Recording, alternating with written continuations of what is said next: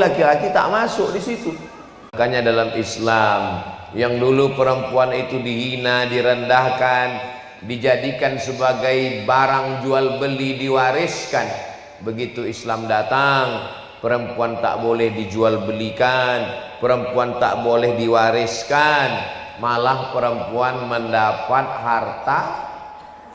harta warisan. Ini ibu-ibu ini dapat harta warisan semua, cuman syaratnya bapak tuh meninggal. Tapi Pak Ustadz nggak sama bagiannya. Walakum nisfu ma taraka azwajukum illam yakul lagunna walad. Laki-laki dapat setengah harta, 50% kalau tak ada anak. Fa in kana lagunna waladun falakumur rubu'u. Kalau ada anak, laki-laki dapat 1/4. Walagunna rubu'u illam yakul lakum walad. Perempuan istri dapat 1/4 kalau ada anak. Kalau tak ada anak, fa in kana lakum waladun falahunna sumunu. Tapi kalau ada anak, perempuan 1/8. Tuh buktinya kami dapat sedikit Pak Ustaz. Laki-laki dapat banyak itu bukan kemuliaan.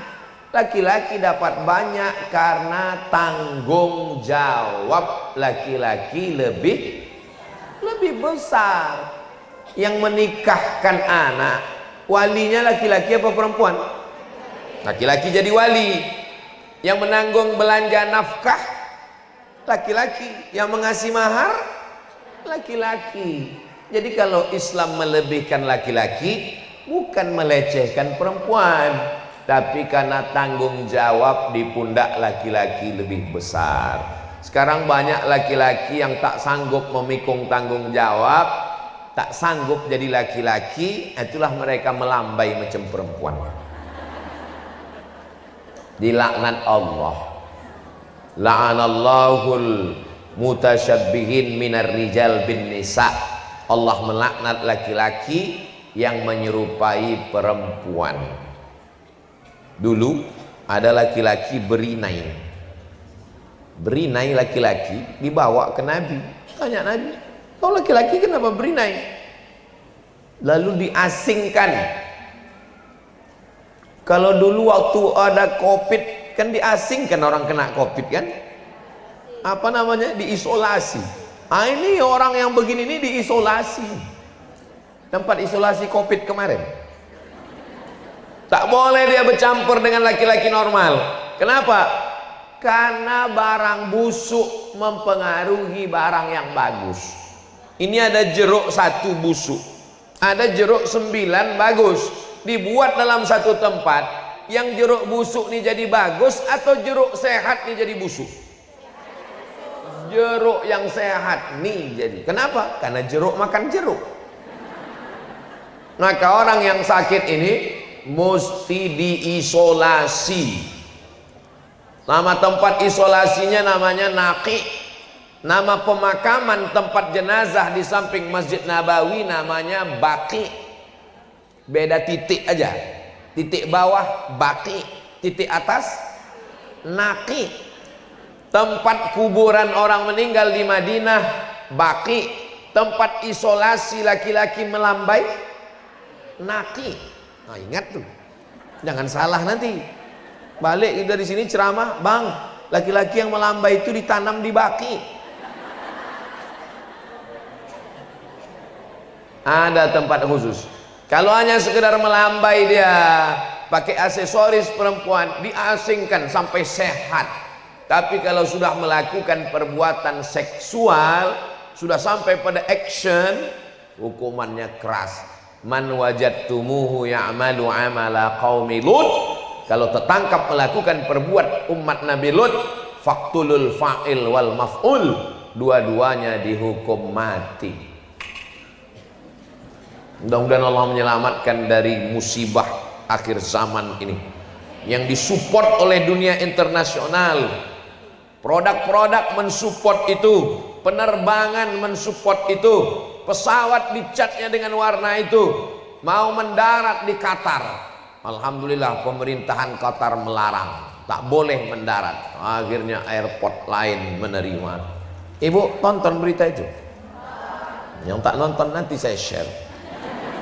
Begitulah akhir zaman nih. Dulu anak laki-laki takut berkawan sama anak perempuan.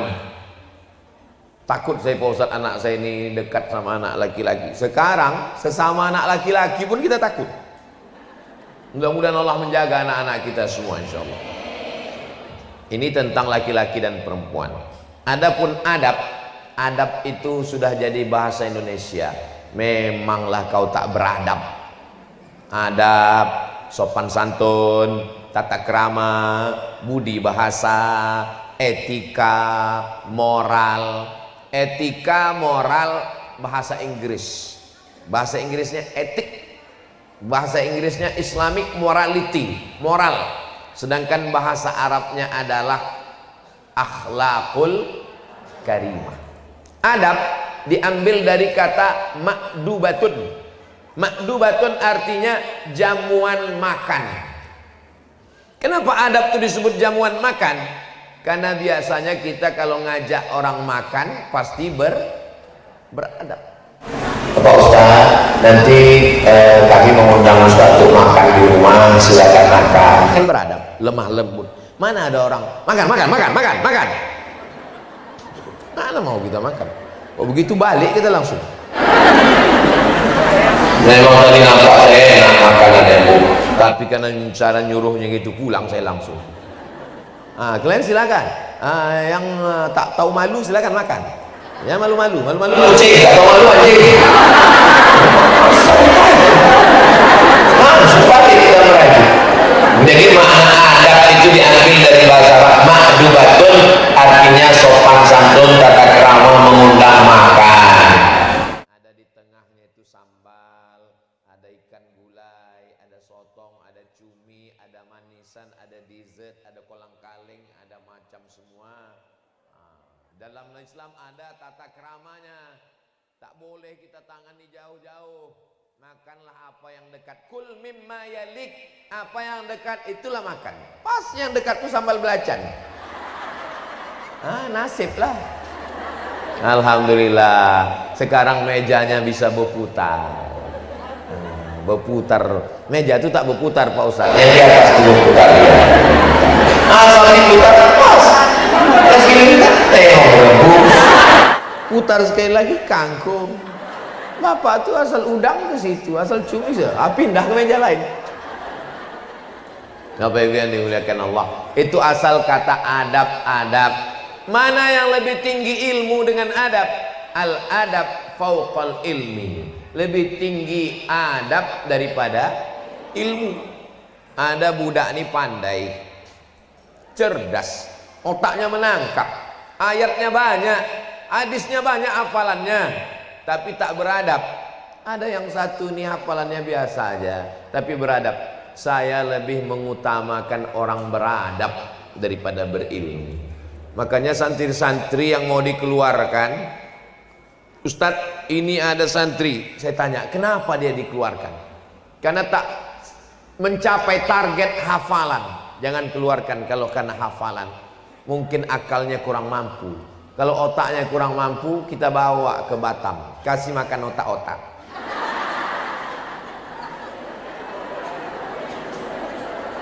Kalau otak kurang menangkap bisa diperbaiki. Tapi kalau sudah kalah di adab, mencuri, cakap kasar, tak ada tata krama, sopan santun, nah ini tak bisa. Tak ada tawar menawar. Tapi tetap ada SP1 surat peringatan, SP2, SP3, kelas khusus, tak juga mempan, apa boleh buat. Kalau diteruskan dia nanti bisa merusak buah-buah yang bagus, buah kotor nih mesti. Kalau sakit kaki orangnya tak dibunuh, tapi diamputasi. Yang buruk tuh aja dipotong. Khuzma soba da'ma kadar. Ambil yang jernih, buang yang keruh. Nah ini adab-adab mau kita kaji lebih sempit lagi adab. Ini tak beretika ini. Etika itu dibuat manusia dan dia untuk waktu tertentu, untuk komunitas tertentu. Sedangkan adab itu umum dan dia datang dari Allah Subhanahu wa taala. Adab di Batam, adab di Mesir, adab di mana-mana sama. Kalau etika untuk komunitas tertentu, untuk waktu tertentu. Contohnya waktu saya naik pesawat kemarin, itu adab orang sangat beretika di pesawat. Silakan datang, kursinya nomor berapa, silakan duduk, itu seat beltnya belum dipasang. Bapak mau minum apa? Mau minum teh, teh manis apa teh kelat apa teh pahit? Mau teh manis, teh pucuk, teh daun apa teh dahan? Mau teh pucuk, mau dipoci apa airnya panas atau suam-suam kufu atau hangat-hangat sehangat hati aku ke kamu? Mati lah kita. Di pesawat tuh dia sangat ramah, sangat baik. Begitu pesawat mendarat di Hang Nadim Airport, turun ke bawah berjumpa, hidungnya pun tak menyaut. Itu namanya etika, bukan adab. Karena memang begitu diterapkan oleh maskapai penerbangannya. Selama di atas itu memang dia mesti begitulah adab dia. Roknya mesti koyak. Memang udah begitu diatur. Ustadz kok tahu? Saya udah menunduk. Saya udah menunduk. Saya ini kan ustadz. Sudah menunduk, berusaha, didekatinya pula, pas berdiri di depan saya. Apakah bapak ibu bersedia untuk mengatakan iya? Katanya. Astagfirullahaladzim. Paksanya saya bilang iya. Apakah yang duduk di sini bersedia untuk mengatakan iya? Iya, kata saya. Saya tak tahu apa maksud iya. Bapak dan ibu ini sedang berada di kursi yang paling berbahaya, kursi emergensi. Kalau nanti terjadi sesuatu, maukah membantu saya membuka pintu ini? Katanya. Kenapalah saya diletakkan di kursi ini? Rupanya kursi emergensi tempat saya itu. Kalau terjadi musibah, akulah mati duluan. Matilah duluan sama bidadari tadi. Apa namanya? Oh, pramugari. Saya tahu, cuman ngetes ibu-ibunya aja. Jadi itu bukan adab, itu namanya etika. Ada namanya kode etik jurnalistik. Tak boleh menyebut nama orang, pakai inisial. Ada namanya kode etik penerbangan di pesawat. Itu bukan adab. Sedangkan adab yang kita bahas ini adalah adab menyeluruh. Mau di airport, mau di pesawat, mau di rumah. Ini adab yang dibawa oleh Nabi Muhammad sallallahu alaihi wasallam. Kita awali dulu dari adab waktu malam bangun sahur. Rahimallahu mra'atan, Allah merahmati seorang perempuan, aiqazat zaujaha, yang membangunkan suaminya. Fa in aba, kalau suaminya itu tak mau bangun, nadaha wajhahu, maka dipercikkannya air ke wajah lakinya itu. Jadi kalau laki itu, jadi nanti balik dari sini ibu beli pistol air atau semprot bunga anggrek. Bukan, ini kadang ada yang salah menerjemahkan hadis nih. Nadaha wajhahu, siramkanlah ke wajahnya. Bukan siramkan. Nadaha itu artinya percikkan. Bang, wake up my darling. Itu kalau nikahnya bulan Sya'ban kemarin. Tapi kalau udah anak 3, yang satu pula semester 5. Nah, bangun bang, bangun. Nunggu imsak dah. Tapi hadis ini dipotong Ustadz Somad supaya sesuai judul. Pangkal hadisnya itu rahimallahu mara'an aiqadha zaujahu. Beruntunglah orang mendapat rahmat Allah karena suami itu duluan membangunkan istrinya. Jadi aslinya suami itu duluan membangunkan istrinya.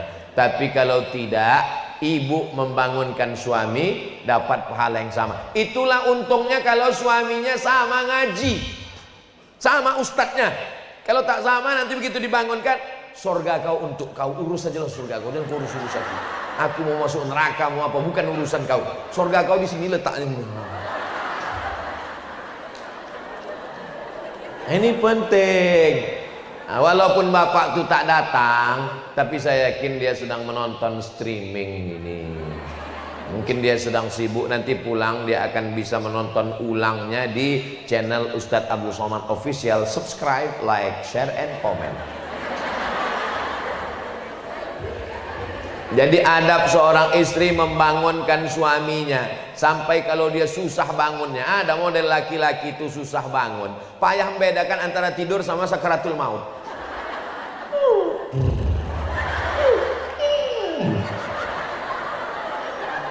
Nah, itu tetap juga dibangunkan. Bang, bangunlah. Nah, ini adalah adab. Bagaimana caranya? Tentu saja dengan santun, dengan lemah lembut, dengan kebaikan. Di balik laki-laki yang sukses ada perempuan yang luar biasa, ibunya atau istrinya. Laki-laki bisa berubah dari tengik, jahat, setan, Fir'aun, genderuwo, bisa menjadi laki-laki yang baik, soleh, sopan. Itu karena kamu, Bu. Tapi dia belum berubah juga, berarti bukan kamu. Berarti ada yang lain. Ibu jangan putus asa. Saya tausiah di tempat tak boleh sebut, ini kode etik. Bapak nih pakai celana jeans, celananya aja jin, bayangkan itu. Tentu bajunya hantu. Saya ini orangnya jahat Pak Ustadz. Saya ini preman tengik, tak peduli sama Ustadz, tak peduli sama ceramah. Saya tak mau tahu itu dengan agama. Yang penting saya dapat duit, yang penting saya senang. Dalam hati saya, ini pasti taubatnya karena tausiah saya. Ini saya udah tahu endingnya nanti gara-gara ceramah Ustadz lah. Terus gimana ceritanya Bapak taubat? Istri saya Pak Ustadz. Oh, bukan aku. Istri saya Bapak. Istri Bapak ustazah? Enggak, Pak Ustaz. Dia perempuan biasa, ibu rumah tangga. Jadi gimana dia membuat Bapak tobat? Pas mau tidur malam dibilangnya, cuman 5 kata aja Pak Ustaz. Nanti kalau abang mati gimana? Tengiang di telinga saya Pak Ustaz. Sampai tengah malam, kalau abang mati gimana? Itulah yang menyebabkan saya tobat Pak Ustaz. Rupanya tak pakai ayat, tak pakai hadis, tak pakai public speaking, tapi karena kalimat itu datangnya dari hati, sampainya ke. Tapi kalau cuma dari mulut, sampainya ke. Itulah DMLM, multi level marketing. Ibu bukan ustazah, ibu bukan muallimah, ibu tak tamat pesantren, ibu perempuan biasa, ibu rumah tangga, tapi hati yang tulus, ikhlas karena Allah Subhanahu wa taala masuk ke dalam hati. Saya dulu sekolah di Medan. Nama ustadz kami namanya Doktorandus Ustadz Doktorandus Haji Nizar Syarif, sudah meninggal. Allah maghfirlahu warhamhu wa'afi. Dia bercerita tentang bagaimana hebatnya perempuan solihah di Madrasah Muallimin Al-Wasliyah, Jalan Sisinga Mangaraja, Simpang Marendal. Saya di situ belajar dari tahun 90 sampai 95. Ada seorang laki-laki, dia mau membunuh bininya. Bagaimana caranya? Dimasukkannya ular berbisa di dalam tempat beras. Dulu menyimpan beras itu di dalam tanah liat. Apa namanya itu? Terserahlah, mau gentong, mau guci, tak usah berkelahi gara-gara ini. Kabarnya guci udah jadi tas pula. Dimasukkannya ular berbisa ke dalam, supaya waktu bininya nanti mengambil beras, dipatok ular, tuh mati. Selesai masalah kan? Kan ini masalah nih kata dia. Jadi diletakkannya lah ular berbisa di dalam guci tempat beras tadi. Istrinya ini taat betul sama suaminya. Kata suaminya, kau apapun yang kau lakukan ucapkan bismillah. Dia asal memacak bismillah, mau menggulai bismillah, taat betul bismillah. Termasuklah waktu mau mengambil beras tadi, apa kata dia? Bismillah. Pas mau ngambil beras, terkejut dia. Kenapa? Apa namanya? Hah? Ini kaleng susu. Mau mengambil nih, kenapa pula beras nih besar berat, dipegangnya berubah ular berbisa itu jadi emas. Karena, tapi jangan nanti pas baru balik gini-gini kan. Ini kenapa? Kata Ustaz tadi berubah, ini kenapa tak berubah? Saking patuhnya dia berubah jadi emas, terkejut dia, bang, kata abang kan bismillah, apa bismillah ya? Kenapa ada pula emas, ular emas di dalam? Baru tahu suaminya, rupanya istri ini lebih solehah dari dia, tak jadi mati, tobat laki-laki setan tadi.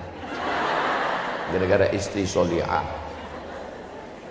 Adalah perempuan menelpon jam 12 malam. Assalamualaikum Ustaz Abu Somad. Waalaikumsalam. Menangis, bilang salah sambung. Ini memang saya nelpon Pak Ustadz. Ada apa bu? Suami saya di ruang tamu Pak Ustadz, mohon maaf, beribu maaf tak layak saya cakapkan. Suami saya di ruang tamu sama WTS Pak Ustadz. Ibu di mana? Saya di kamar di atas sajadah sholat tahajud.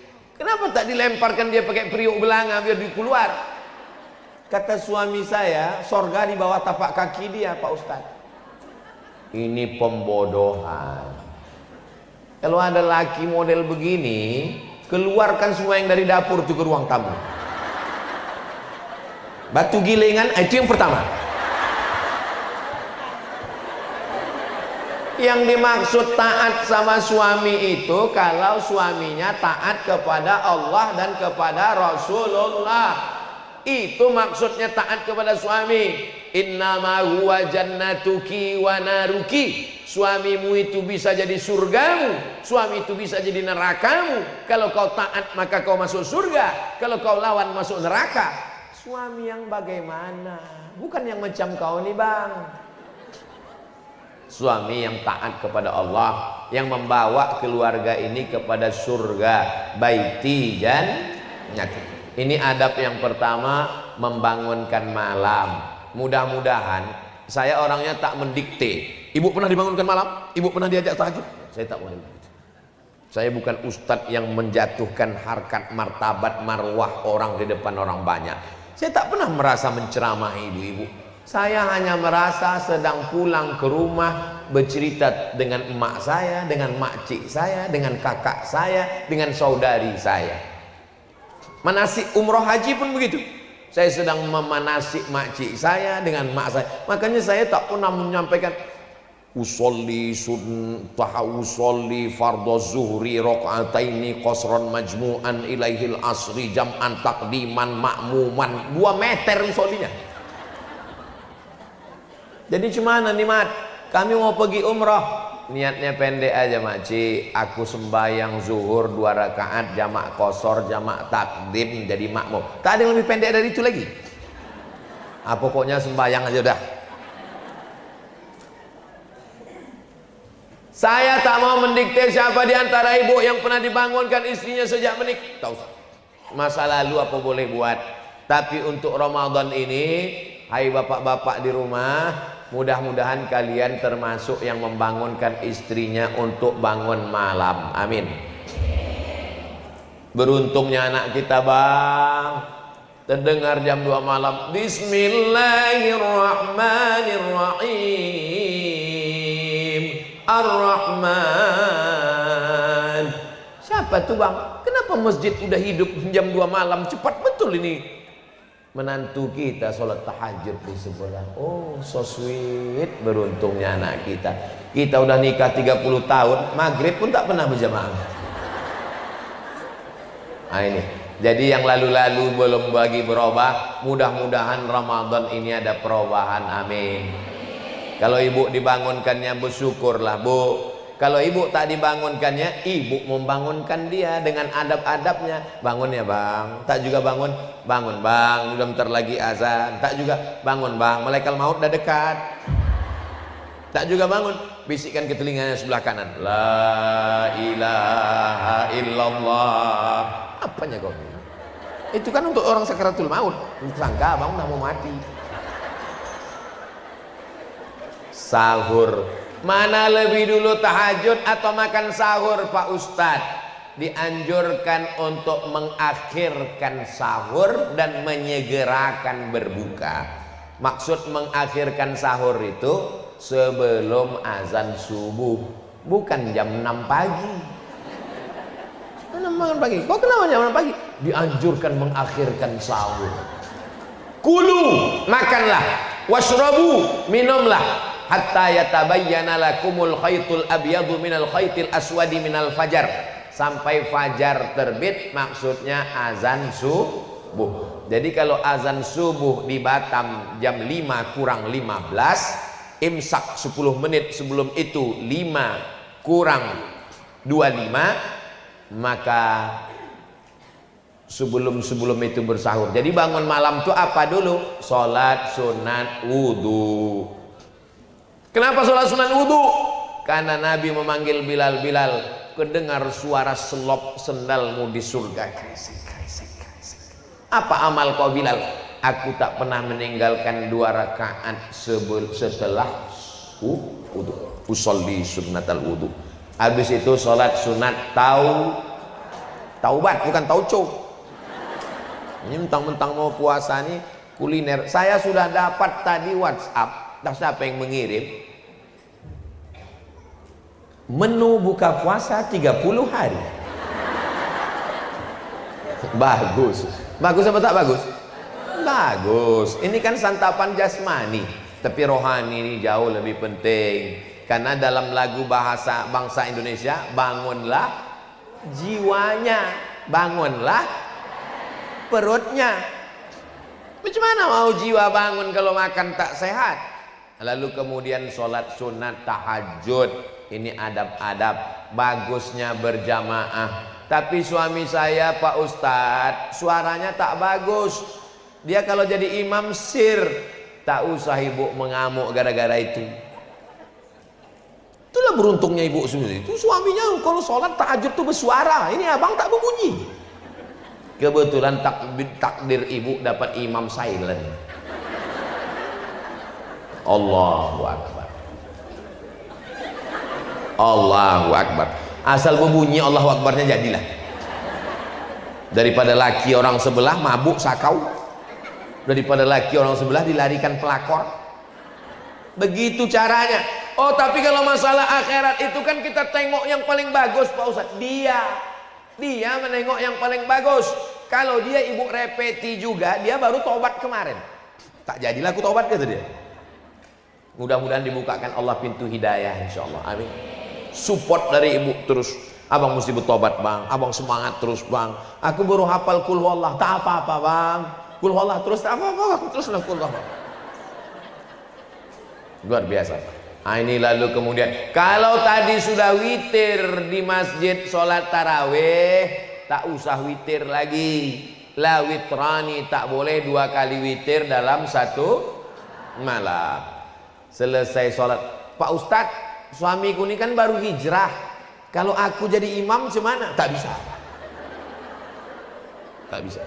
Walaupun hebat ibu qori'ah hafizah, tak bisa. Jangan pula bapak tuh, adek majulah kita emansipasi. Nah, kau majulah sekali-sekali tak apa-apa. Tak. Biarpun kau baru Iqra 6 bang, majulah bang. Maju dia ke depan, latihan dia baca Al-Fatihah, disupport, diberikan motivasi. Bismillahirrahmanirrahim. Alhamdulillahi rabbil alamin. Ar-Rahmanir-Rahim. Malik yaumiddin. Iyyaka na'budu wa iyyaka nasta'in. Ihdinas siratal mustaqim. Siratal ladzina an'amta 'alaihim ghairil maghdubi 'alaihim waladdallin. Amin. Yasin. Allahu Akbar. Pendek kali itu bang. Lebih bagus membaca surat pendek selesai daripada surat panjang tak selesai. Begitu dalam mazhab Syafi'i. Itu dalil saya kalau jadi imam sama ustazah. Dia kan hafal Quran, saya hafal juz 30. Wah, jadi kok ditanya kenapa ayatnya pendek, lebih bagus surat pendek selesai daripada ambil tengah tak selesai. Walaupun dia hafal Quran, yang imam tetap saya. Walaupun dalam kepala saya juz 30. Nah itu, ar-rijalu qawwamuna 'alan nisa. Lalu kemudian setelah sholat sunat masih ada waktu berzikir. Mungkin setelah sholat itu ibu sibuk pula memasak. Kalau kami tak berjamaah Pak Ustadz, afdal berjamaah. Kalau saya sholat duluan karena saya mau memasak, sekali-sekali tak apa-apa. Kalau bapak itu duluan, kaedahnya berjamaah lebih afdal. Tidak berjamaah tetap melaksanakan sunnah. Menunggu berzikir. Apa zikir yang paling afdal? Afdalu dzikri fa'lam annahu la ilaha illallah. Kalau ibu bisa menengok Quran, tengok Quran. Sedang memasak mana bisa nengok Quran Pak Ustadz? Salawat. Allahumma sholli ala sayyidina Muhammad wa ala ali sayyidina Muhammad. Allahumma sholli ala sayyidina Muhammad. Di dapur boleh berselawat, di WC yang tak boleh berselawat. Membaca doanya pun sebelum masuk lagi kaki kiri. Allahumma inni a'udzubika minal khubuthi wal khaba'ith. Kenapa enak masakan kau ini mah? Apalagi kalau bukan karena solawat, apalagi kalau bukan karena zikir dan doa. Wa idza quri'al qur'anu fastami'u lahu wa ansitu la'allakum turhamun. Dibacakan Quran turunlah rahmat Allah. Maka yang paling sedang itu jam 3 bangun, sempat bersih mandi, sholat sunat wudu, sholat sunat taubat, sholat sunat tahajud, sholat sunat hajat, memasak. Habis itu makan, menunggu azan subuh agak setengah jam, tempat berzikir, istighfar. Wabil asharihum yastaghfirun. Di waktu sahur yang paling bagus beristighfar. Berapa kali Pak Ustadz? Belilah tasbih. Ustadz kan saya tengok tak ada buat tasbih. Ini ada tasbih. Tasbih. Cantik tasbih Ustadz, warna-warni. Dikasih orang. Kasih orang kemarin di Tanjung Pinang. Bertasbih. Astaghfirullahalazim, astaghfirullahalazim, astaghfirullahalazim, astaghfirullahalazim, astaghfirullahalazim, astaghfirullahalazim. Tetap ada makharijul hurufnya. Jangan karena hanya mau mengejar 100 tak jelas.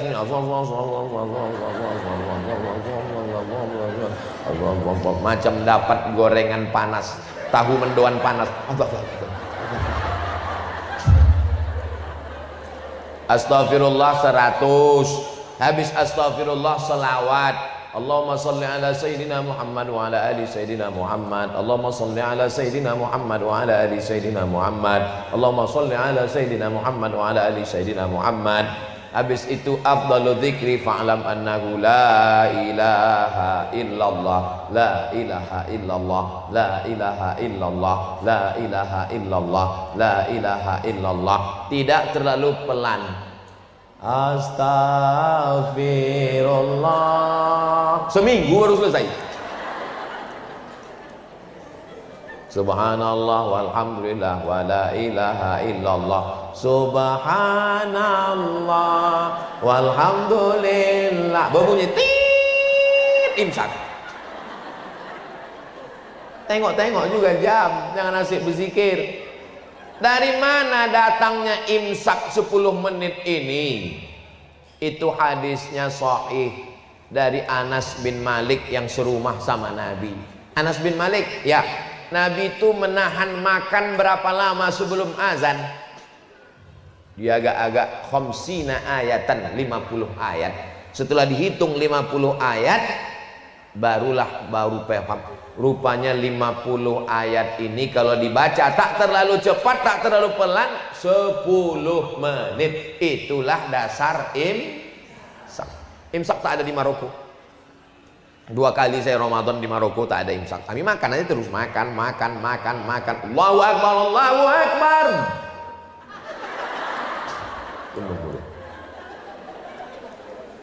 Assalamualaikum Ustadz. Waalaikumsalam. Kalau mulut kita berisi nasi, iya, terdengar azan gimana? Kata Ustadz tuh, selesaikan secepatnya. Batal puasa.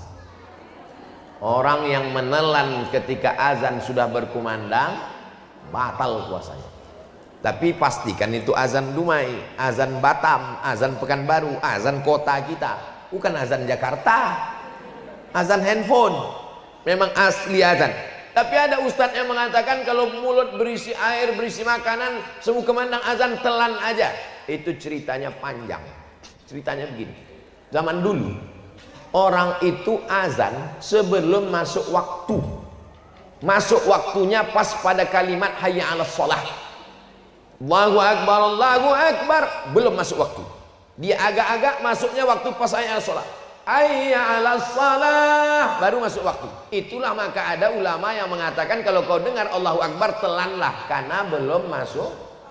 Tapi sekarang di Batam, di Jakarta, di Pekanbaru, di Kuala Lumpur, di Johor, semua muazin mengumandangkan A itu setelah masuk. Jangan telan. Kalau ditelan batal puasa. Kalau tetelan Pak Ustaz? Menanya apa menawar? Maka paling bagus imsak. Imsak itu adab bagus. Kenapa? Kalau sudah terdengar suara sirine, gosok gigi, berhenti makan, berzikir istighfar, tidak akan ada was-was. Setan berbisik, puasa kau batal, puasa kau batal, puasa kau batal. Aku tak ada makan. Memang kau tak makan, tapi daging tersangkut tadi kau senggol-senggol. Puasa kau batal, puasa kau batal, puasa kau batal. Aku tak ada minum. Memang kau tak ada minum, tapi rasa jeruk tadi ada kau cicipi sedikit kan? Maka mazhab Syafi'i itu tingkat kehati-hatiannya tinggi, ihtiyat namanya. Maka gosok gigi bersih. Tapi kalau bangunnya pas suara sirine imsak, purtu bangun, jangan sampai tak sahur.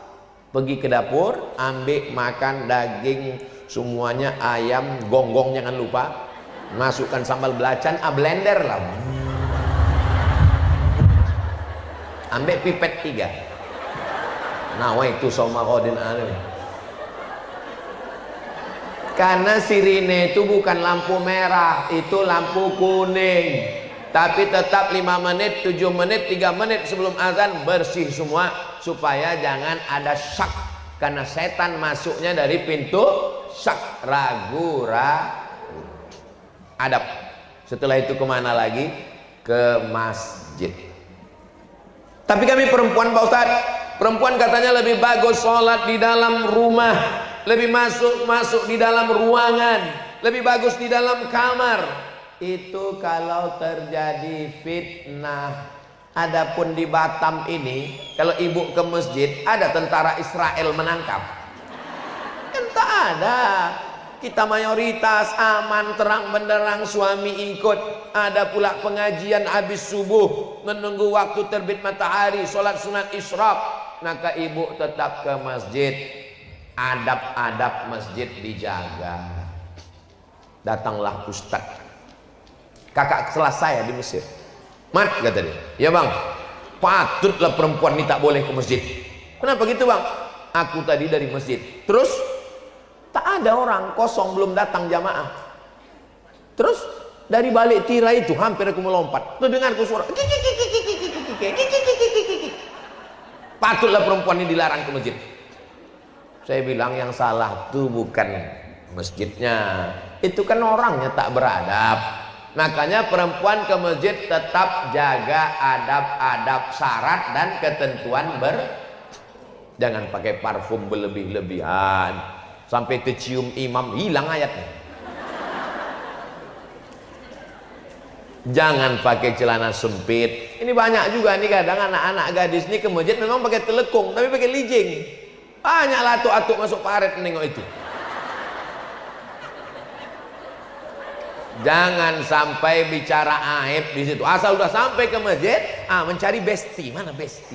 Usah dekat. Assalamualaikum warahmatullahi wabarakatuh. Assalamualaikum warahmatullahi wabarakatuh. Betul. Dia tak tahu CCTV. Hindari dekat orang yang terlalu akrab. Kalau ada dia sana, awak sini. Kenapa? Karena kalau sudah dekat orang akrab ini lupa dunia, seakan-akan dia berdua aja dalam masjid itu. Hindari pakai pakaian yang norak. ada rasa kita berpakaian ini. Dipakailah telekung yang bunga, semua ada bunga situ. Macam karangan ucapan selamat nikah belakang. Bunga mawar, bunga melati, bunga tai ayam, madu semua. Sampai orang yang di belakang mau menengok pun, di mana dia membelinya? Berapalah harganya? Jangan berlebih-lebihan. Kul, makanlah, wasrab, minumlah, walbas, berpakaianlah, min ghairi sarafin, jangan berlebih-lebihan, wala makhilatin, bukan untuk sombong-sombongan. Begitu pakaian dalam Islam. Tapi bukan berarti ibu-ibu yang udah pakai seragam nih lalu, ini ustadz ini menyindir kami, udah. Saya ustadz yang tak pandai sindir menyindir. Ibu yang punya sudah seragam bagus, yang belum lunas mudah-mudahan segera lunas. Lalu kemudian adab ke masjid dijaga. Macam mana membawa anak Pak Ustadz? Kalau anak ini sudah mumayyiz, sudah bisa menerima perintah dan larangan, bawalah. Ribut dia, diam dia, bawalah. Tapi ketika kalau anak saya belum, anak saya itu kalau diginikan, diginikannya pula saya. Ya. Kau di rumah aja lah. Tapi kalau ada yang menjaga, bawalah pojok, jangan terganggu orang sholat. Ini untuk menjaga kemaslahatan bersama. Tapi jangan semua anak-anak dilarang. Di Masjid Agung An-Nur Pekanbaru, waktu dulu saya tausiah, itu di belakang dibuatkan satu shop anak-anak. Penjaganya pakai jubah warna hijau, membawa rotan panjang. Pas saya selesai sholat, saya tengok, jok kujong. Pas saya dekat senyum, mau kau pukul anak? Enggak, nakut-nakuti aja. Jadi berdua ada satu orang menjaga. Kalau tidak anak ini meribut semuanya, lari-lari dia. Kebetulan ada pula jamaah itu udah tua, kacamatanya letaknya di bawah. Asal anak itu lewat, ai katanya. Kacamata ai katanya. Begitu salam, assalamualaikum warahmatullah. Tak sempat salam ke kiri, anak kau ning. Ini juga kita jaga adab-adab membawa anak ke masjid. Memang anak ini anak bapak, pakai bin bapak, tapi yang disalahkan orang? Udah tahu ibu dah. Setelah itu pulang ke rumah.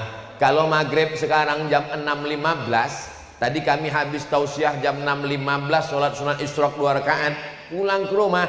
Jangan alaskan mau masuk kantor, mau kerja, takut macet dan lain sebagainya. Dalam hati, lubuk hati kita tahu kita ini sedang mengada-ngada.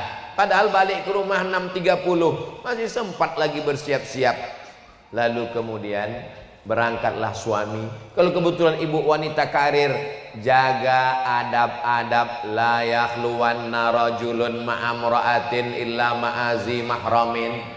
Jangan sampai berdua-duaan di kantor dengan orang tak mahram. Tak apa-apa Pak Ustadz, udah macam abang saya, udah macam pakcik saya, udah macam kakak saya. Berawal dari macam, berakhir dengan macam-macam. Setan kan dibelenggu Pak Ustadz. Kata Syekh Muhammad Mutawalli Sya'rawi, makna setan dibelenggu, kejahatan itu datang dari dua. Yang pertama dari diri sendiri, yang kedua datang dari godaan setan. Jadi kalau bulan Ramadan ada orang jahat, setan udah dibelenggu, berarti dari kata setan, aku tak ada godaan gitu. Aku aja terikat ke setan. Banyak setan sekarang tak menggoda, pas mau digodanya kata kawannya, itu tak usah goda. Kenapa? Lebih parah pula dari kita lagi, kata setan. Futihat abwabul jannah, pintu surga dibukakan. Wa ghulliqat abwabun nar, pintu neraka ditutupkan. Wa suffidat asyayatin, setan-setan dibelenggu. Riwayat lain, wa ghulliqat wa suffidat wa sulsilat asyayatin, setan-setan dikerangkeng, diikat. Apa kata Imam Nawawi? Saking kuatnya iman orang yang berpuasa, airnya halal, makanannya halal, istrinya halal, tapi dia tak mau. Maka kata setan, sepertinya aku terbelenggu, tak bisa menggodamu. Itu makna lain dari setan dibelenggu. Tapi jangan kita nanti katanya setan diikat. Ini kenapa banyak saya orang ini? Paham kita sudah. Ini adab yang diajarkan Nabi Muhammad SAW. Berapa lama kita jaga adab ini? Sahur jam 5 kurang 15, berbuka jam 6 lewat 15. berarti 13 jam setengah. Mata dijaga, mulut dijaga. Assalamualaikum, Waalaikumsalam. Kabarnya anak si anu, laki si anu, bini si anu, tetangga si anu. Ingat ceramah Ustaz Somad terakhir di Batam kemarin, kata dia jaga ini adab mulut. Terus gimana ini? Nanti habis maghrib kita teruskan. Puasa ini bukan bulan menumpuk amal. Puasa ini bukan bulan menyiksa diri. Puasa ini adalah bulan melatih, membiasakan. Allah bisa karena telinga, dengarkanlah MP3 Al-Quran, speaker Quran, download, tulis qori siapa kesenangan, Ustadz Muzammil Hasballah, Ustadz Darwin Hasibuan, Ustadz Ja'far Hasibuan, Kiai Haji Muammar ZA. Banyak qori-qori yang bisa didengar, sehingga yang masuk ke kepala kita, ke hati kita, ke pikiran kita adalah Al-Quran. Saya Pak Ustadz dengar Quran terus ingin beralih pula lagu religi. Cari lagu-lagu religi, sholawat, salatullah, salamullah. Ini lagu lama Pak Ustadz, yang barulah. Tak tahu pula saya lagu yang baru. Nah, pokoknya yang religi bagus. Saya ini Pak Ustadz udah mabuk didengar dunia, dengan dunia ini. Ingat lagu mati. Mati. Orang kaya mati, orang miskin mati, emak-emak mati. Ustadz lama matinya. Itu pokoknya kalau lagu itu mengingatkan kita pada mati, memotivasi kita beramal soleh, mencegah kita perbuatan maksiat. Tapi kalau dia hanya melalaikan, wa minan nasi may yashri lahwal hadis, ada orang yang membeli apa yang dibelinya sia-sia. Sekarang terwujud membeli lagu yang tidak membawa, malah pintu setan masuk ke dalam hati itu melalui musik. Ibu kalau udah mendengar musik sekali, itu nanti pas mau tidur malam, alam bawah sadar kita akan mengulang memori, terngiang-ngiang dia. Paham yang saya sampaikan ini kan? Ibu-ibu, bapak-bapak yang pernah mengalami ini, dengarkan satu lagu, dengarkan 2 kali, nanti pas malam atau pas sedang masak atau pas sedang nyetir atau pas bawa motor, terngiang dia telinga kita. Kenapa? Karena memorinya berputar di dalam. Kita mau yang berputar itu Al-Quran, sholawat, nasyid. Mulut dijaga, mata dijaga, telinga dijaga, hati dijaga, kaki dijaga, tangan dijaga, aurat jangan sampai terbuka. Ini semua adalah adab-adab. Menjadi perempuan Islam itu lebih berat Pak Ustadz. Jilbabnya mesti panjang, auratnya mesti tertutup, sopan santun tata krama. Husnu taba'ulil mar'ati li zawjiha, seorang istri yang menjaga kehormatan rumahnya, anaknya, dirinya, sama pahalanya dengan laki-laki yang berjihad fisabilillah. Laki-laki kalau mau mati jihad, dia mesti membawa kudanya, membawa baju besinya, membawa tombaknya, berdarah-darah. Perempuan cukup di rumah menjaga kehormatannya, anaknya, maka dia mendapatkan pahala jihad fisabilillah. Siap ibu menjaga kehormatan ini? Jangan ada dusta di antara kita. Waktu tak panjang lagi. Hari Senin, hari Selasa, hari Rabu. Senin, besok, Selasa, Rabu. Hari Rabu melihat anak bulan. Kalau Rabu sore muncul anak bulan, berarti Kamis puasa. Rabu sore tak nampak anak bulan, hari Kamis berarti 30 Sya'ban, berarti 1 Ramadannya hari Jumat. Jadi Ustadz, saya masih menunggu bulan. Judul lagunya biarkan bulan bicara. Kalau bulannya bulat, itu namanya Badar. Tala'al badru alaina, Badar. Tapi kalau bulannya tipis, itu namanya hilal. Jadi yang ditengok petang Rabu itu adalah hilal. Makanya kalau ada suami ibu yang namanya Hilal, kalau bisa Rabu itu jangan keluar, karena dia sedang diintip-intip orang se-Indonesia ini mencari hilal. Lalu kemudian 30 menit menjelang azan maghrib berkumandang, jangan lagi keluar rumah. Lis-shaimi far'atani, orang yang berpuasa itu dua kebahagiaannya. Yang pertama, farhatun inda fitrih, bahagia menjelang berbuka. Berbuka itu bahagianya bukan karena cendol, karena dessert, bukan. Berbahagia karena di situ waktu doa mustajab. Ini sekarang kalau udah jam 5.30, jam 6 sore, jalan-jalan macet. Saya tak tahu apakah itu di Pekanbaru aja atau sampai ke Batam begitu. Lebih parah. Ay.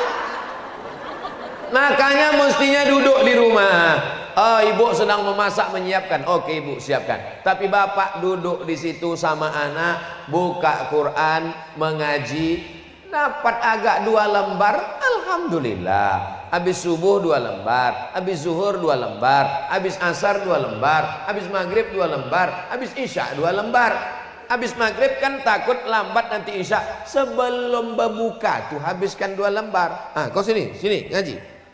Udah juz berapa? 3 ya, juz 3, masih kecil dah juz 3. Iqra 3 ya, itu betul. Kalau Iqra ayah bisa, kalau ngaji ini mak kau nanti. Ini duduk bersama, waktu yang mustajab maghrib. Ini sekarang banyak orang demi berbuka bersama sampai tak sholat.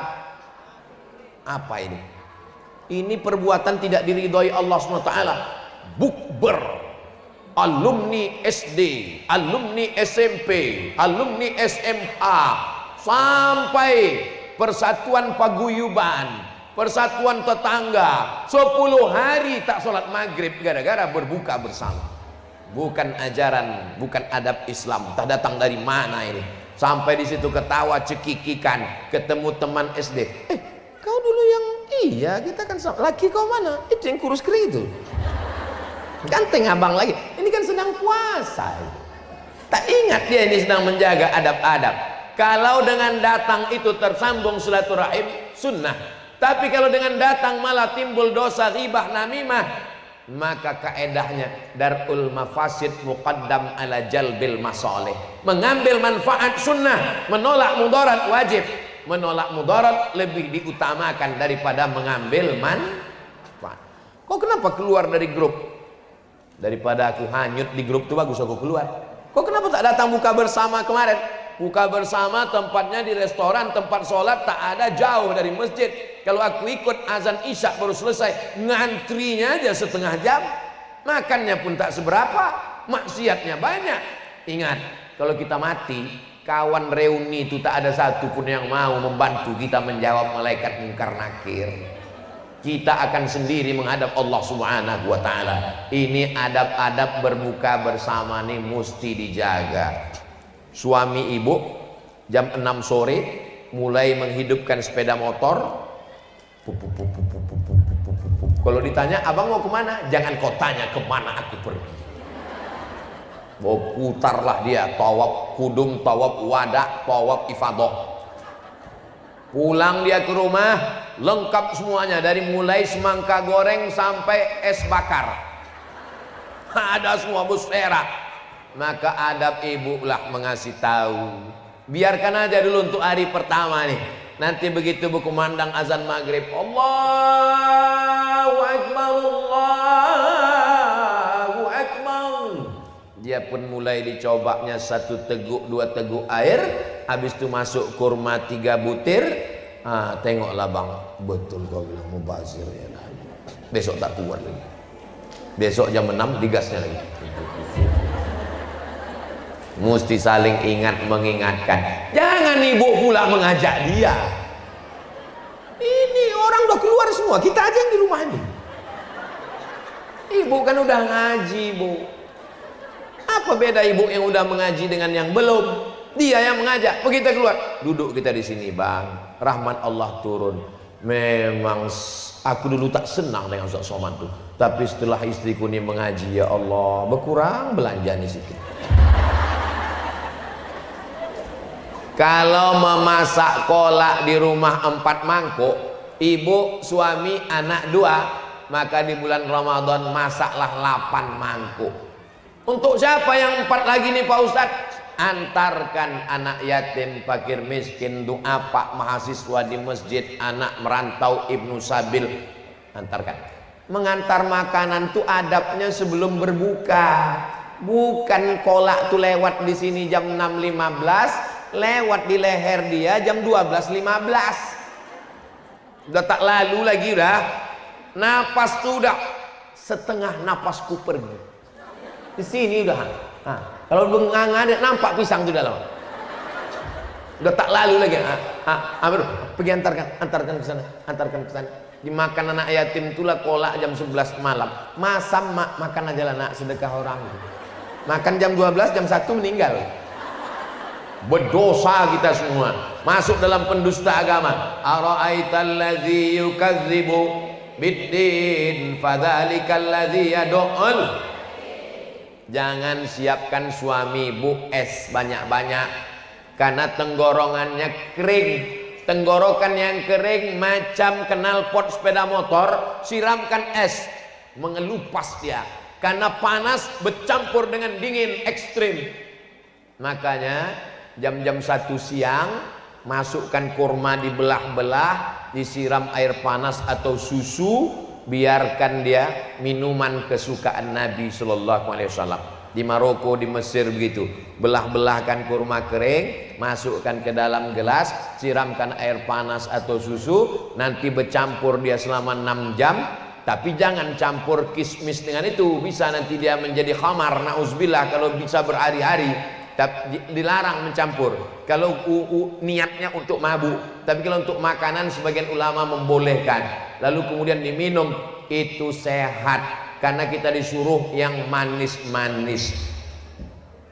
1, 3, 5. Alhamdulillah Pak Ustadz, udah masuk 3, kenyang rasanya. 3 kurma, 3 kotak Pak Ustadz.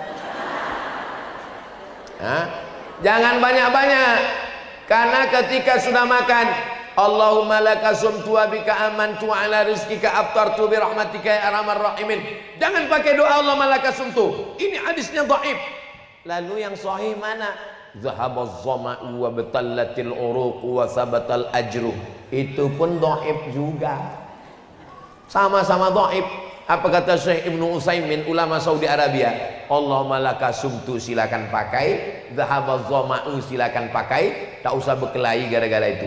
Kadang orang berkelahi masalah doa ini, bukan Allahumma laka sumtu, zahabaz zama'u, bukan zahabaz zama'u, laka sumtu, sampai merah. Rupanya bukan karena doa itu, tapi karena lapar. Jangan banyak makan. Kalau banyak makan, susah menegakkan tulang belakang. Nanti sholat tarawih itu membungkuk aja gini. Asal tegak sikit, keluar kacang hijau. Supaya kita mudah pergi ke masjid sholat tarawih, bawa keluarga semuanya. Ibu pun jaga adab-adab lagi. Sholat tarawih adabnya keluarnya witir. Habis witir baru keluar, dapat pahala qiyamul lail. Nanti ibu payah menjelaskan, menengok ada anak-anak bertanya, Ma, ya ibu itu kok keluar? Oh, mungkin ibu itu witirnya mau di rumah. Padahal di rumah pun tak juga witir. Tanya, ibu mau witir tadi? Enggak, nampak aku 2 mangkuk aja tadi. Selesai witir baru pulang ke rumah. Itu sunnah. Bagus qiyamul lailnya begitu. Kalau saya witir, payahlah saya nanti malam witir Pak Ustadz. Kalau mau witir juga nanti malam bisa. Yang udah witir tadi mana bisa witir? Bisa. Witir itu kan 3 di masjid. Nanti malam pas mau tahajud, kalau mau witir lagi, sholat 1 rakaat menggenapkan witir yang 3 tadi. Kalau udah witir 1, pulang ke rumah tidur, bangun malam, sholat 1 rakaat menggenapkan yang witir tadi, maka witirnya jadi berapa? Jadi 4. Nanti habis tahajud, witir dia sekali lagi 3 rakaat, maka malam itu witir dia menjadi 7. Mana dalilnya? Buka Sunan Tirmidzi. Kata Imam Abu Isa Ibni Saurah At-Tirmidzi, cara kalau mau witir lagi nanti malam begitu. Tapi kalau saya asal udah witir saya di masjid, bangun malam Sholat sunat wudhu, sholat sunat taubat, sholat sunat tahajud, sholat sunat hajat, saya tak witir lagi. Tapi yang ini saya sampaikan, mana tahu ada suami ibu yang imam atau ibu mau buat, maka begitu caranya. Sudah saya urutkan dari mulai awal hari sampai siang, sampai petang, sampai berbuka, sampai malam, sampai tidur lagi. Itulah beberapa adab-adab ibadah sunnah-sunnah. Mudah-mudahan kita bisa melaksanakannya sehingga dapat kita keberkahan Ramadan tahun ini, insya Allah. Tadi jam 9:30, sekarang jam 10:30 lewat 10. Sudah 70 menit saya bicara. Nanti kita lanjutkan dengan tanya jawab. Jangan kemana-mana, kita teruskan setelah yang satu ini. Assalamualaikum warahmatullahi wabarakatuh.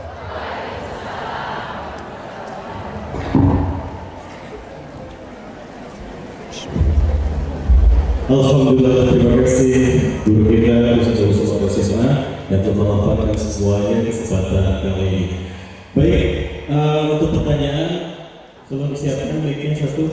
Di sini siapa? Satu ya, satu. Tengah yang oke, yang bermasker ya. Dari bawah sini, yang biru, ibu ya. Oke, siapa ya? Yang dari Malaysia. Oke, baik. Saya ulang lagi yang pertama sebelah sini kan. Silakan pegang dulu aja. Dan silakan tim untuk donasi silakan bergerak. Ustaz direktur teman-teman. Silakan untuk tim donasi silakan bergerak. Satu kita selawat oleh tim Hadron dan Ustaz segera kita.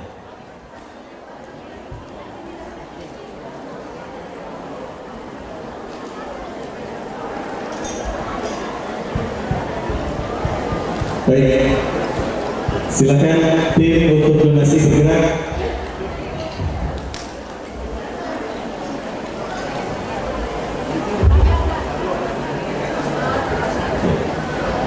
Dan insya Allah ini kita donasikan untuk saudara kita yang kemarin informasinya sedang sakit, salah seorang sahabat kita di Batam.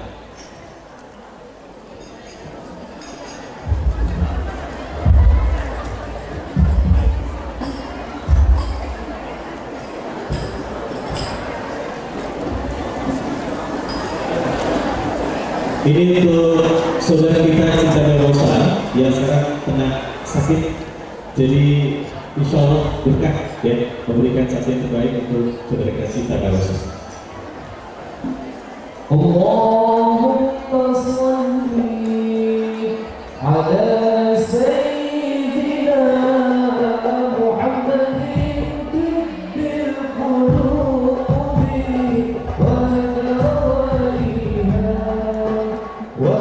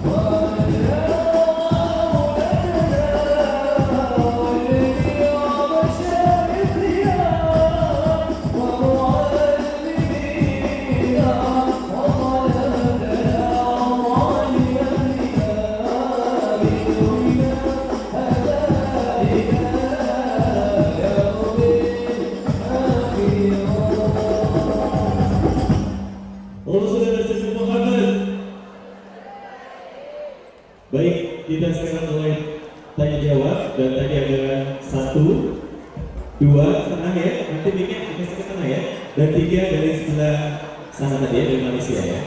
Baik, kita mulai untuk pertanyaan pertama.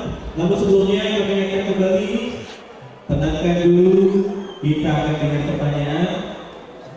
Dan acara hari ini diadakan oleh Muslimah Sahabat UAS Batam dan juga didukung oleh Big Radioku dan juga Al-Baja Muslimah Batam dan juga oleh Bonek internet yang luar biasa untuk ada di rumah. Kami silakan untuk pertanyaan pertama. Tafadhol. Bismillahirrahmanirrahim. Assalamualaikum warahmatullahi wabarakatuh.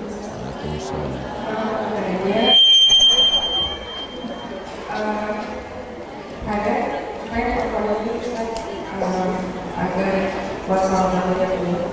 Biasanya ada orang yang sebenarnya itu obat pengendali atau obat hormon itu mungkin sebenarnya dan dia tidak sampai tidak ada hubungan. Hanya jadi puasa itu full di bulan Oktober. Kemudian apa boleh atau boleh konsultasi kemudian ngomong. Waalaikumsalam warahmatullahi wabarakatuh. Ulama hanya membolehkan minum pil penunda maaf menstruasi pada haji dan umrah karena daruratnya tingkat tinggi, tidak bisa menambah hotel mahal, tidak bisa mengundurkan penerbangan, kaitannya dengan 5 tiket pesawat, visa, izin tinggal, catering, hotel. Karena darurat tingkat tinggi itulah maka dibolehkan. Kaedahnya ad-darurat tubihul mahzurat. Yang darurat membolehkan yang sebenarnya tak boleh. Wad-daruratu tuqaddaru biqadriha. Yang darurat itu ada kadarnya, bukan asal darurat. Adapun perempuan yang normal yang sehat, maka dia ikuti saja fitrahnya sebagai perempuan. Dia tidak puasa 7 hari karena berhalangan di bulan Ramadan. Nanti dia ganti di luar Ramadan, digantinya di bulan Syawal, niatnya niat qadha. Maka kata Imam Zakaria Al-Ansari dari kalangan mazhab Syafi'i, perempuan yang mengqadha puasanya di bulan Syawal otomatis dapat pahala puasa sunat Syawal. Begitu kata Syekh Atiyah Sokhar mengambil pendapat Imam Zakaria Al-Ansari dalam kitab Fatawa Al-Azhar, kumpulan fatwa-fatwa Al-Azhar. Wallahu a'lam bishawab. Baik, terima kasih Ustaz. Pertanyaan kedua, silakan. Bismillahirrahmanirrahim. Assalamualaikum warahmatullahi wabarakatuh. Waalaikumsalam. Izin bertanya Ustaz, perkenalkan nama saya Jana. Bagaimana hukumnya puasa bagi kami yang bekerja di Istiqlal yang membuat menjadi banyak tidur di siang hari, tetapi tetap bangun untuk menunaikan ibadah sholat wajib karena di Batam mayoritas pemudanya bekerja shift. Mohon jawabannya Ustaz dan jazakallahu khairan Ustaz. Wassalamualaikum warahmatullahi wabarakatuh. Waalaikumsalam. Bulan puasa bukan bulan mengurangi aktivitas. Orang yang biasa masuk kantor jam 8, keluar jam 4 sore, pulang sampai rumah jam 5, berangkat jam 7 pagi, tidak berubah aktivitasnya. Karena bulan puasa bukan bulan santai tidur-tiduran. Kalau kita baca sejarah Islam, Perang Badar 150 km dari Madinah, naik onta, naik kuda, terjadi pada tanggal 17 Ramadan hari Jumat tahun kedua Hijrah. Pembebasan kota Makkah 8 hari 8 malam naik kuda, naik unta, itu terjadi pada bulan suci Ramadan. Pasukan Tariq bin Ziyad menyeberang dari Maghribi ke Andalusia Spanyol, itu terjadi pada bulan suci Ramadan. Pasukan Mesir mengusir tentara Israel dari dataran Sinai, itu terjadi pada 10 Ramadan. Maka dibangun kota namanya Ashir min Ramadan. Republik Indonesia merdeka 17 Agustus 1945 jatuh pada bulan suci Ramadan. Jadi tidak berkurang aktivitas. Adapun saudara kita yang kerja di waktu malam, security, perawat shift malam, dokter kerja malam, penjaga yang ada di mall dan di perusahaan, jaga malam dia, lalu pulang dia ke rumah habis makan sahur, habis sholat subuh, tidur dia. Zuhur dia bangun sholat zuhur, tidur lagi. Habis itu dia bangun sholat asar, tidur lagi. Habis itu dia bangun sholat maghrib. Puasanya sah, karena tidur tidak membatalkan puasa. Pahami jawaban saya dengan baik. Jelas? Wallahu a'lam bishawab. Baik, Masya Allah, terima kasih Ustaz. Baik, dari manisnya silakan. Silakan. Assalamualaikum warahmatullahi wabarakatuh. Saya daripada Johor Bahru ya. Saya sejati di Muhammad Ani. Saya nak tanya, seandainya orang wanita itu daripada dia remaja, dia akan bagi puasa itu romak-romak lah, makin lama dia kan. Jadi apabila dia remaja, dewasa, rumah tangga, dia memang menjalani ibadah puasa dia. Kemudian orang sekarang kepada diri dia, bagaimana dia nak ingatkan puasa-puasa dia yang lalu untuk dia nak mengkodok dan mempertiahkan dia. Kemudian apabila dia melahirkan anak, ada kalau Ustaz kata jadi seandainya dia tidak berpuasa, dia menyusukan anak, dia bimbangkan yang anaknya nanti tak kenal apa, dan itu bagaimana Ustaz? Hukumnya itu. Terima kasih Ustaz. Akil balik perempuan biasa umur 9 tahun. Umur 9 tahun. Sekarang ni umur dia 49 tahun. Maknanya 40 tahun dia puasa, tentulah dia ingat sikit-sikit. Awak dulu ada puasa? Adalah puasa pangkal, tengah, hujung. Jadi kalau 1 tahun dia puasa hanya 5 hari, maka dia tak puasa 25 hari. 10 tahun berarti 250 hari. Macam mana mengqadaknya? Dia agak-agakkan lebih sikit. Sebab kalau dia agak kurangnya macam mana dia nak bayar ganti? Jadi kalau berlebih, lebihnya itu bernilai sebagai puasa sunat. Perempuan yang istiqamah puasa Isnin Khamis selama 10 bulan, maka dia berpuasa 80 hari. Isnin Khamis, Isnin Khamis, Isnin Khamis, Isnin Khamis, 80 hari. Kalau dia tambah 11 bulan, 88 hari. Dia tambah 2 hari lagi, maka dalam setahun dia sudah mengganti 90 hari. Oh, beratnya. Almarhumah emak saya umur meninggal 71 tahun. Hari Isnin lepas makan sahur, sebab dia tak tinggal puasa Isnin Khamis. Saya bagi tahu, masa mak mengandung saya dulu berapa hari mak tak puasa? 30 hari. Masa menyusukan tahun pertama berapa kali tak puasa? 30 hari. Masa menyusukan tahun kedua berapa hari tak puasa? 30 hari. Jadi untuk satu anak ni dia qada setahun. Saya bagi tahu itu, dia tak berhenti terus puasa sunat. Kenapa mak tak berhenti? Setahun kan dah habis. Sebab mungkin masa aku gadis dulu ada yang tertinggal, maka dia qada menurut perkiraan dia. Lebih dia hitung-hitung, dia kira, sebab dia berpuasa tu lebih 10 tahun Isnin Khamis. Selama saya serumah, balik dari Maghribi tahun 2008, meninggal 2019, dia terus puasa sunat tak tinggal. Yakin lebih daripada utang, maka yang lebih itu terhitung kira sebagai puasa sunat. Ibu, makcik bagus banyak-banyak puasa Isnin Khamis, tapi niatnya niat qada. InsyaAllah satu anak setahun. 1 tahun 1 anak tu Anggap satu anak itu 90 hari, setahun insya Allah. Anak ibu berapa? 12 Pak Ustaz. 12 tahun lah insya Allah. Nah, pertanyaan yang kedua, perempuan yang menyusukan anak, perempuan yang mengandung anak, apakah dia mengqadha atau dia membayar fidyah?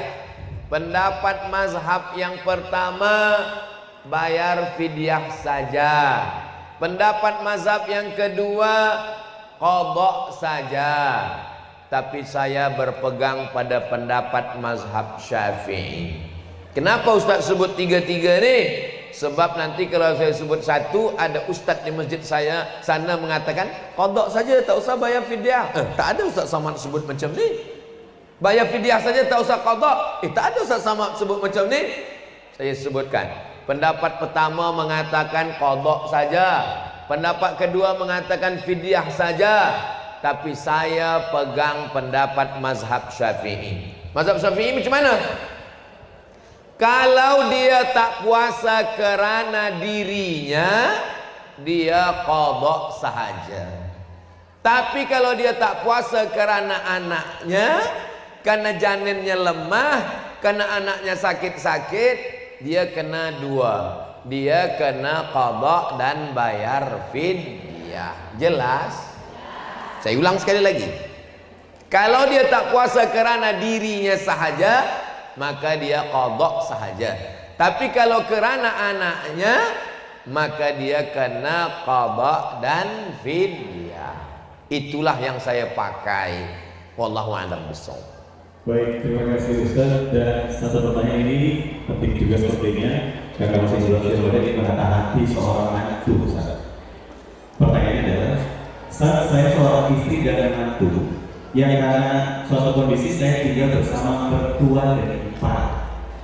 Terkadang saya jengkel karena saya selalu disalahkan. Bahkan Ustaz, kalau saya masak saja kadang tidak dimakan. Apakah saya berdosa? Apa ini mau puasa Ustaz? Mohon bimbingannya agar saya jangan sampai berdosa atau seperti apa solusinya. Kalau ibu sayang sama menantu, sayang sama anak, suruh dia menyewa rumah ngontrak supaya dia tahu sakit senang jatuh bangun membina rumah tangga. Sayang sama anak bukan serumah. Saya kasih tahu sama istri, nanti kalau anak ini besar, dia di rumah dia sendiri supaya dia tahu bersusah-susah. Karena kalau tidak, dari mulai kecil sampailah tua, dari kecil terlonjak-lonjak, sudah besar terbawa-bawa, sudah tua terubah tidak. Kenapa makcik itu tak datang pengajian? Anak dia kecil. Kenapa makcik itu tak datang pengajian? Anak yang kecil itu dah besar, beranak kecil pula, menitipkan anak dia yang kecil lagi. Kapanlah lagi ibu bahagia? Semua orang senang sayang dengan cucu, tapi kita mesti pikirkan anak kita ini nanti kalau kita buat begini, nanti kalau kita mati, dia tak bisa hidup karena dia tidak pernah diajari hidup. Anak keponakan saya kalau tamat SD wajib masuk pesantren. Kenapa begitu? Karena kalau dia di rumah, dia akan dimuliakan santri-santri. Dia merasa dayang-dayang banyak, hidup disenangkan.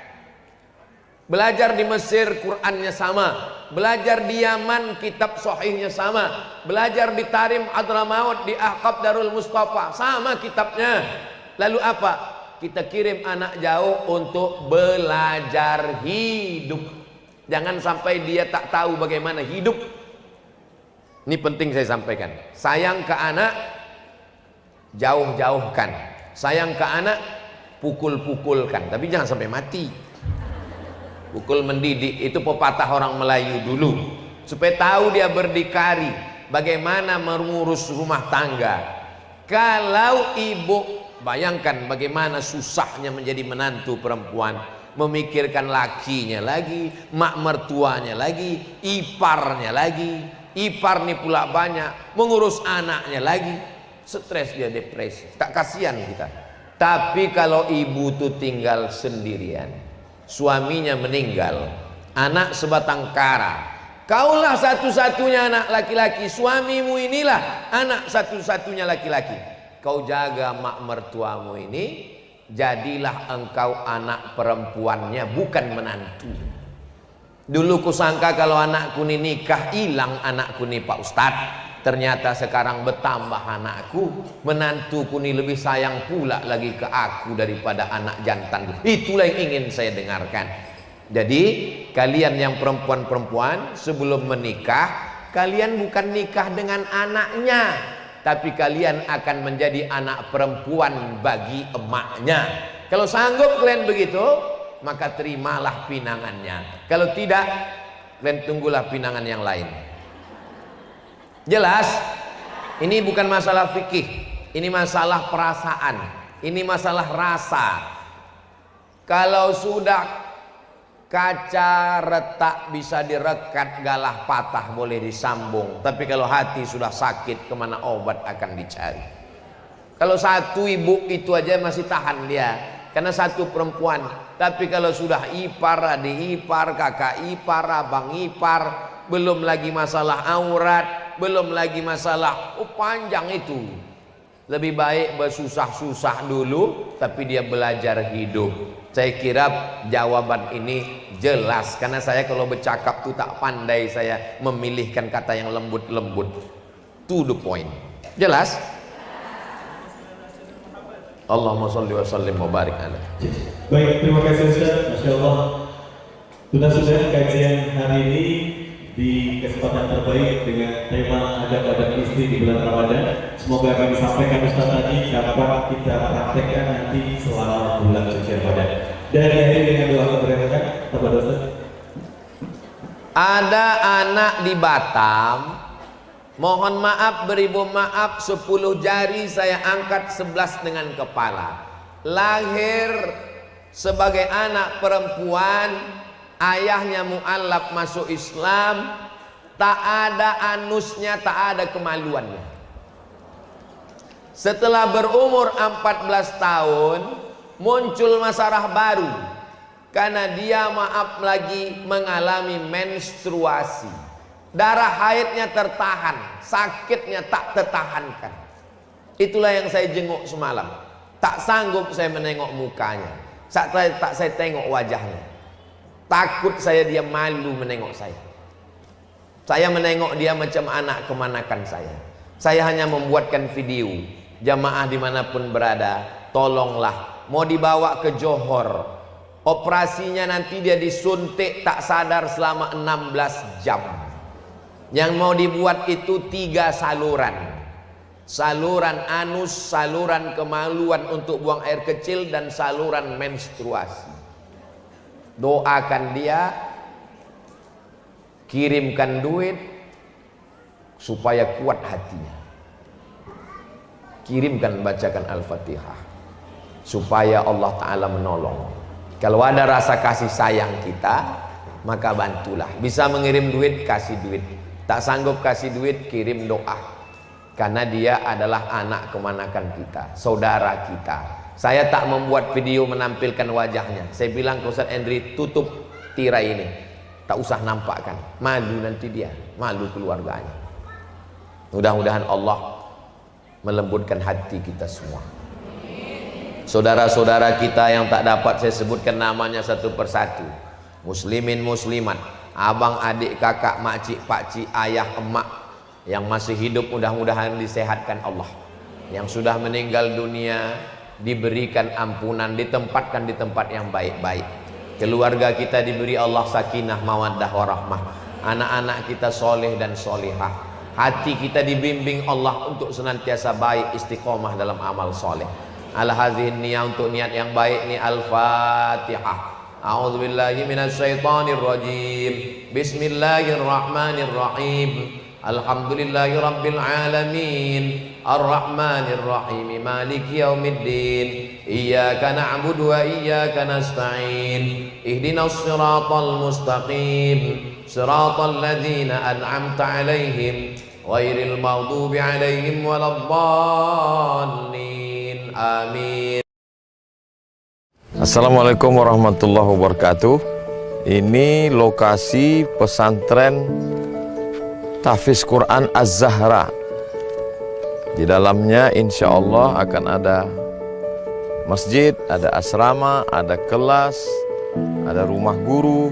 Tanah ini panjangnya ke ujung lebih kurang 500 meter, 40 kali 500, jadi lebih kurang 2 hektar. Mari kita masuk ke dalam.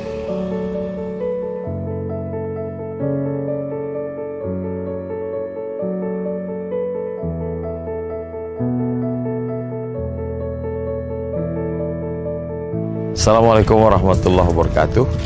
Ini adalah bangunan asrama.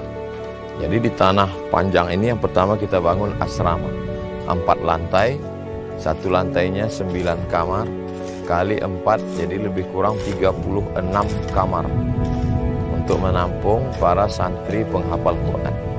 Saya mengajak kepada jamaah dimanapun berada, mari support pembangunan asrama pesantren Tahfiz Quran Az-Zahra. Lokasinya di Rimbo Panjang, Kabupaten Kampar, Provinsi Riau. Dengan transfer donasi ke nomor rekening BSI Bank Syariah Indonesia atas nama Yayasan Pendidikan Hajah Rohana. Nomor rekeningnya 767 7777 227. Sekali lagi 767 7777 227. Ma'akalta fa'afnaita, uang yang dibelikan ke makanan busuk. Wa ma labista fa'ablaita, yang dibelikan ke pakaian lapuk. Wa ma tasaddaqta fa'amdaita, yang diwakafkan. Kalau kita bukan penghafal Quran, kita bukan ustazah ustad, kita dapat pahala penghafal Quran karena anak-anak akan tidur, belajar, menghafal, mengulangi hafalan, dan mereka akan menjadi ustazah penghafal Quran. Pahalanya mengalir untuk kita semua. Kita hadiahkan pahalanya untuk almarhum almarhumah orang tua, menjadi amal jariah insyaallah. Berkah selalu, sukses. Assalamualaikum warahmatullahi wabarakatuh.